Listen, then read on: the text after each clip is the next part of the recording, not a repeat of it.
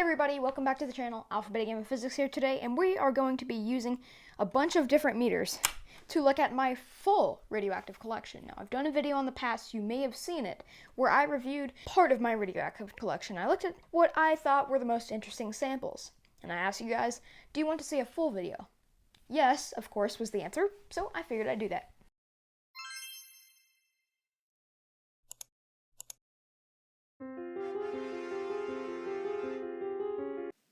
Now, first I want to start with uranium glass because it's what I have the most of and it's the lowest activity.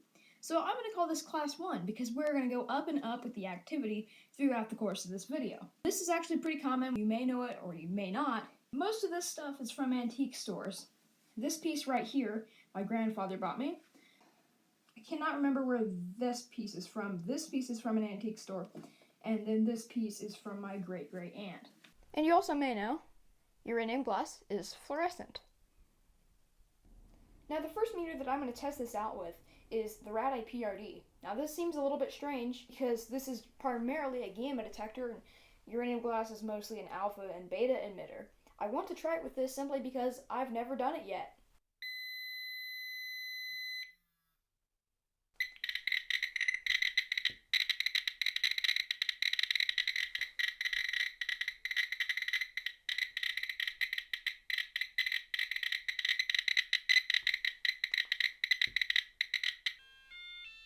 This is the Radioactive 102, and it uses a similar sensor to the Radioactive.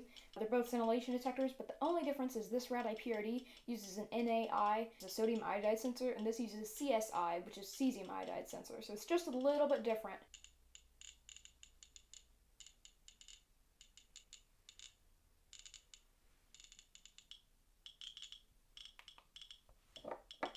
Not much response there either. So what you really need to detect this uranium glass is a sensor that detects alpha and beta, like a pancake probe. So here I have the London Model 44-9.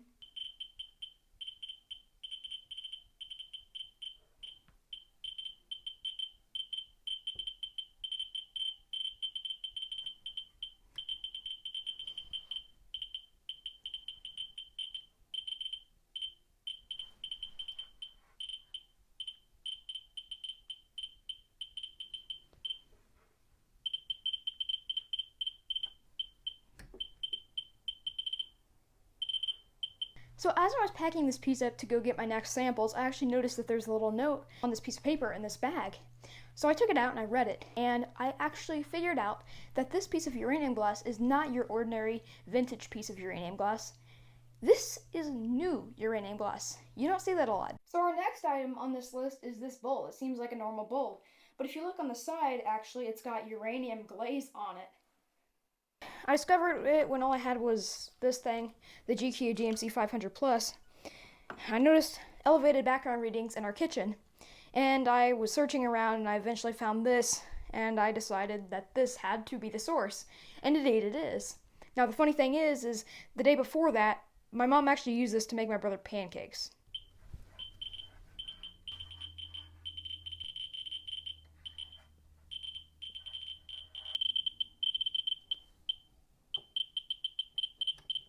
We're going to put that on the ×1 mode.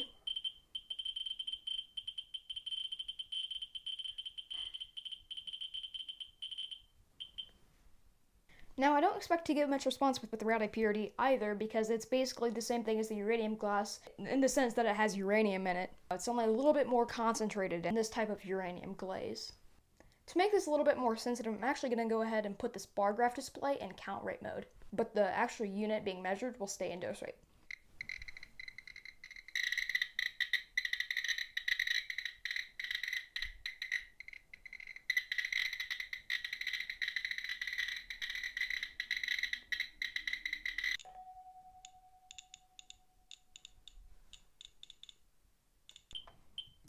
Okay, so for our next sample, we are going to use this thorium test card.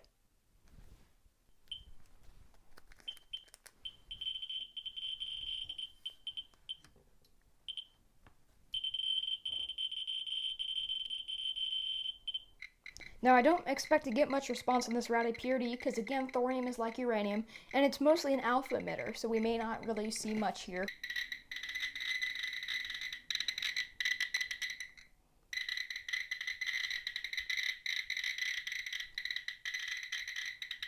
The same thing as expected with the Radioactive, but let's just try.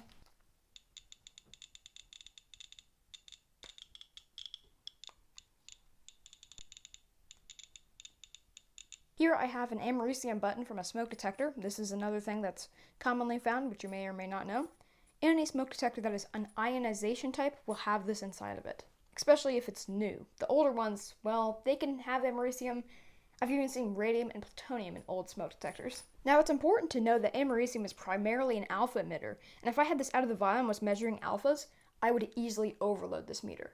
But this is in the vial, so it's going to be mostly gammas, and we're not going to really pick up much.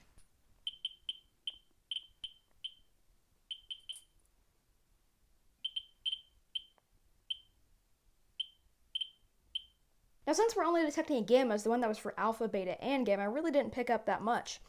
But let's try to use a detector like the Radioactive PRD or Radioactive 102 that is designed to pick up gamma radiation.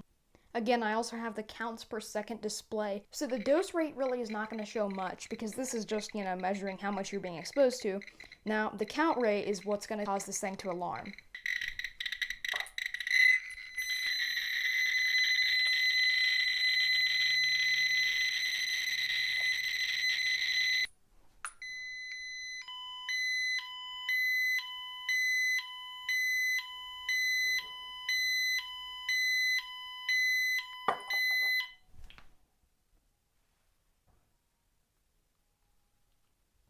Now I have this radio code configured to measure directly in counts per minute, so we don't have to rely on the graphical display to tell us that we're hitting 1,000 counts per second. I'm actually going to switch this thing over to counts per second here in a second. Counts per second here in a second.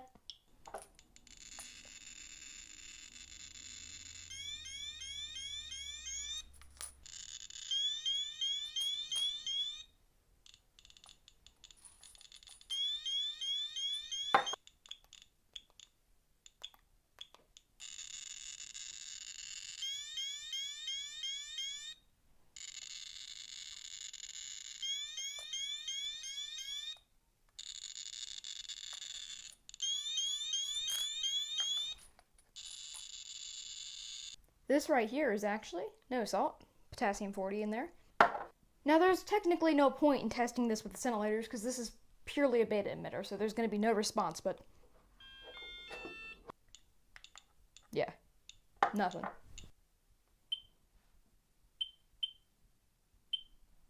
Not really much of a response on this pancake either. That could be just because the glass on this vial is blocking most of the beta radiation. Okay, how about this? This is a piece of pure uranium metal in this little ampule. We're going straight times 1.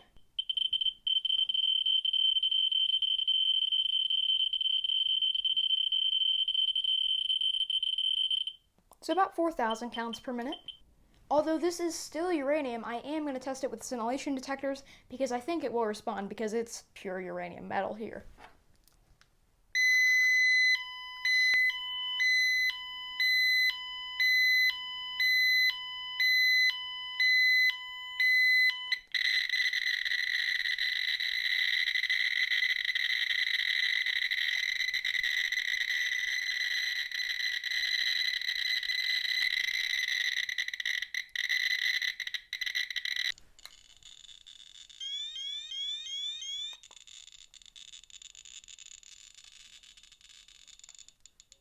So this was gifted to me by a nuclear medicine facility called Isotherapeutics.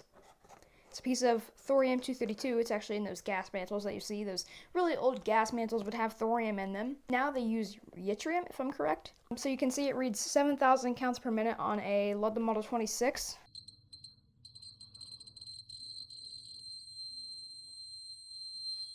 Which detects alpha, beta, gamma. Model 26 is something like this. This is 26-1 that I have here. But I expect to get something like that on my 44-9 because the 26 series, and that includes the 26-1, has the same detector as the 44-9. So this seems to be my most cared for radioactive source. I think the others are jealous, but I mean, look, this thing has this label, and then it's got this plastic bag, and then this bubble wrap at the bottom. I mean, where was I taking this thing? Nowhere. I took it home. I packaged this up once I was home. Like, whoa, I wasted my time. Okay. piece of cardstock. Alright, so let's see if that 7,000 counts per minute thing is actually accurate. My meter here is in calibration. So essentially what I'm saying is we're going to see if their meter was in calibration. We're going to put it on the ×1 scale.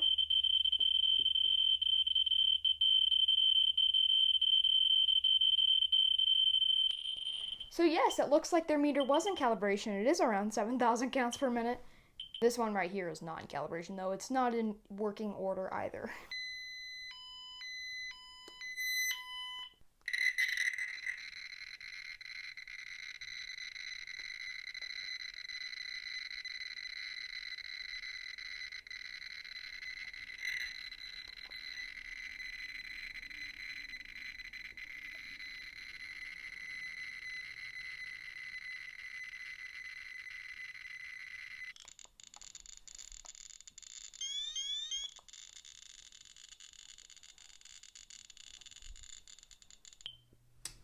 So here is all of my uranium ore.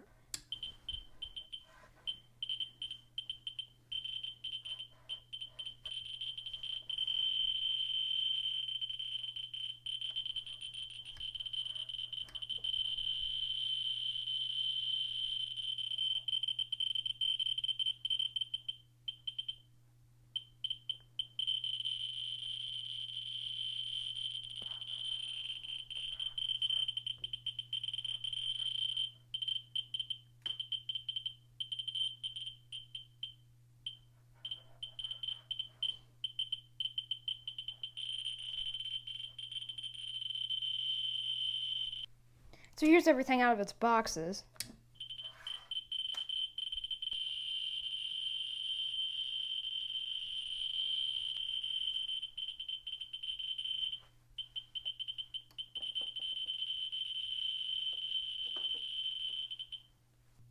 So in case you're wondering what all this is, I'll give you just a brief overview of it. This piece is a giant piece of autunite on the matrix, which basically means that it's not a single piece, it's just embedded in rock.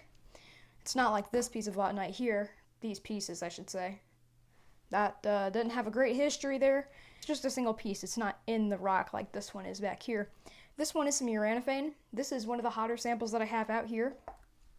And this is torbanite, uraninite, autunite, weak site, tiaumionite, tiaumionite, we're going to go with that, granite. It can contain traces of uranium and thorium.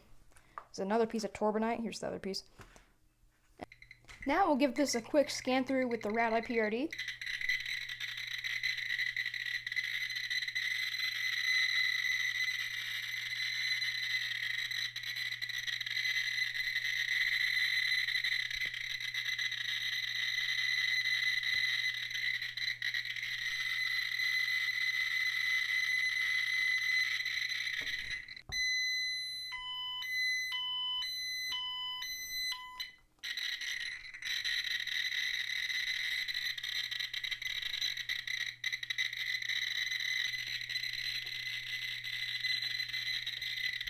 And why not a scan through with a Radioactive code 102?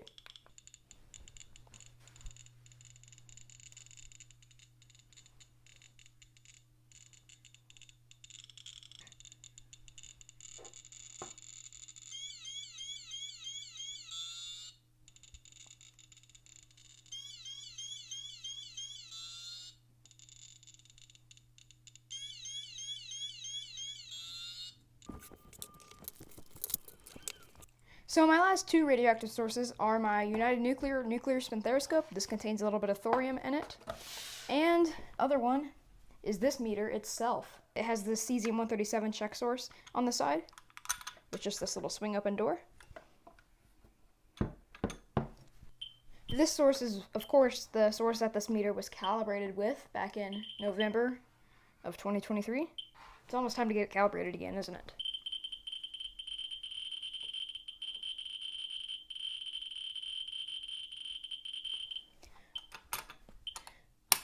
Or perhaps it isn't. It's actually still pretty close to 0.9 mR per hour, which is what this meter was calibrated to read.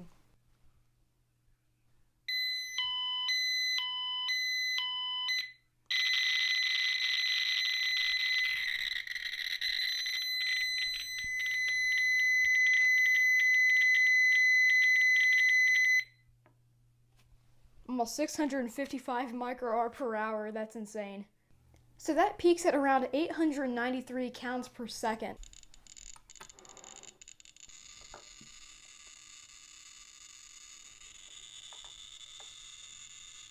Last but not least, we have that nuclear spinthariscope.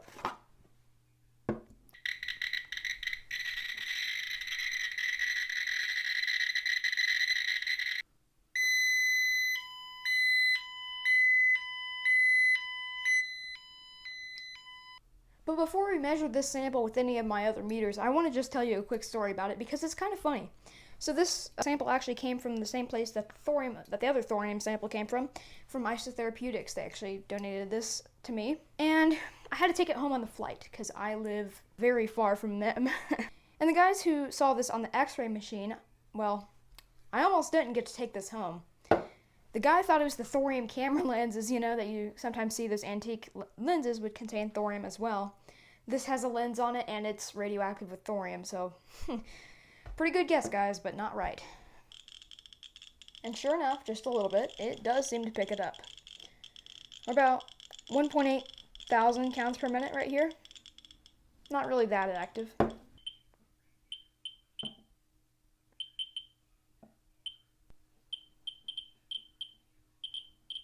Well, that concludes my radioactive collection. I hope you guys enjoyed this video just as much as I enjoyed making this video.